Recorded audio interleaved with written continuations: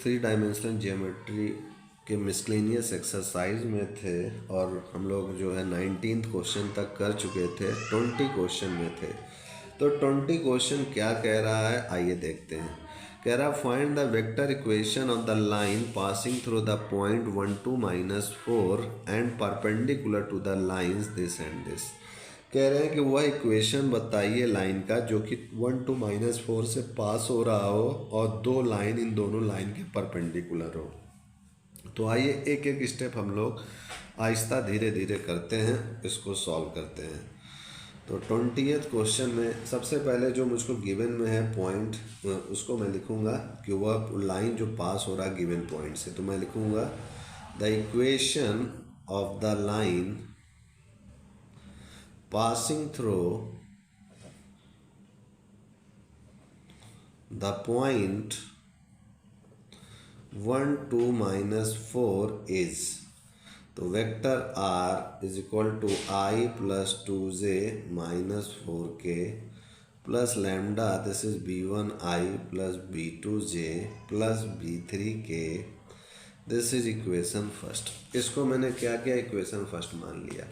और यहाँ पर ये जो वेक्टर है ये क्या है, हमारा वेक्टर है, यहाँ लिखूँगा b1i plus b2j plus b3k is a vector.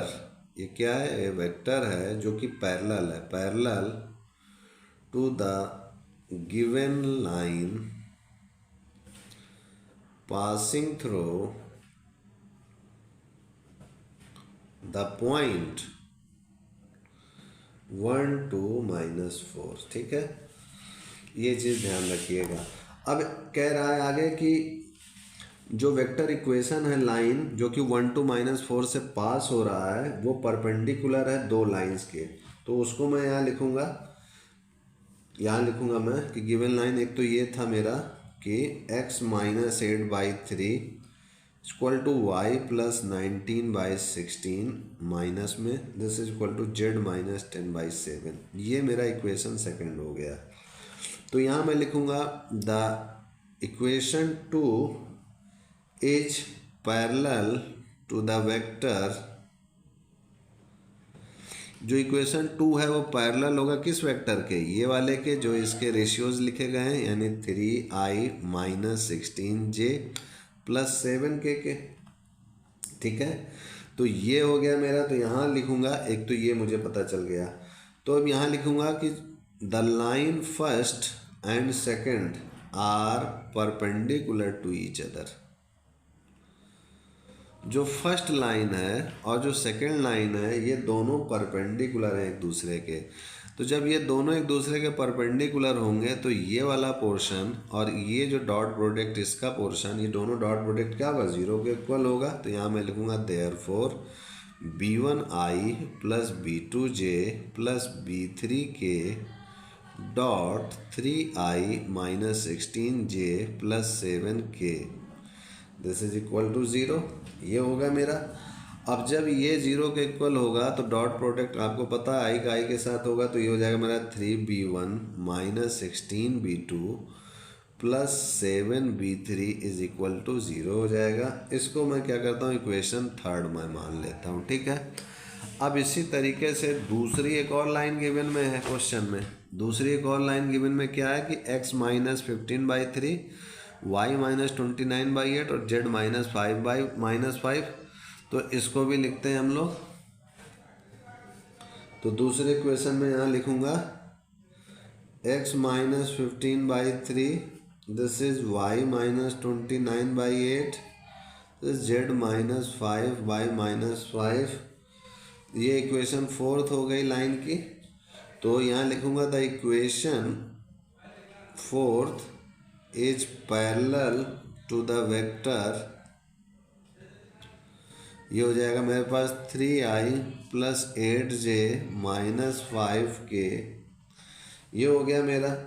तो यहाँ मैं लिखूँगा द लाइन फर्स्ट, जो मेरा लाइन पहला वाला था वो भी इसके परपेंडिकुलर है। The line first is and fourth are perpendicular to each other. तो जब परपेंडिकुलर होंगे तो उसका B1 B2 B3 जो लाइन फर्स्ट का था इसके डॉट प्रोडक्ट के 0 के इक्वल होगा। तो यहाँ उसी तरीके से B1I plus B2J plus B3 k dot 3I plus 8J minus 5K is equal to 0। तो इनका अब मैं डॉट प्रोडक्ट अगर करूँ तो ये हो जाएगा मेरे पास 3B1 plus 8B2 minus 5B3 is equal to 0। ये इक्वेशन मेरा फिफ्थ हो गया। ठीक है, अब मैं क्या करूँगा कि थर्ड और फिफ्थ इक्वेशन है उनको सॉल्व करूँगा।